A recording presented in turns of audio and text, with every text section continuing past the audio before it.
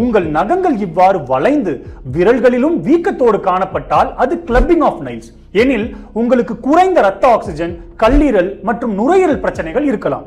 இது போல காய்ந்தும் அவற்றில் சிறு பள்ளங்கள் போன்ற அமைப்பு இருந்து ஓரங்கள் மேல் நோக்கி காணப்பட்டால் அது ஸ்பூனிங். எனில் உங்களுக்கு இரும்பு சத்து குறைபாட்டினால் ஏற்படும் இரத்த சோகை மற்றும் ஹைப்போதைராய்டு பிரச்சனைகள் இருக்கலாம்.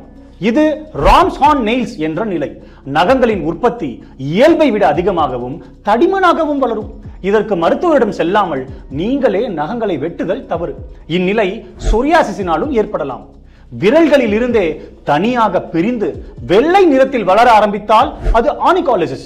எனில் உங்களுக்கு பூஞ்சை தொற்று மற்றும் சொரியாசிஸ் போன்ற பிரச்சனைகள் இருக்கக்கூடும். உங்கள் நகங்களில் இது போன்ற கருமை நிற உராய்வு இருந்தால் அது வாஷ்போர்ட் நெயில்ஸ். உங்களின் விரல்களின் கியூட்டிக்கல் பரப்பினை கடிப்பது, சுருண்டுவது போன்ற பழக்கங்களினால் ஏற்படுவது.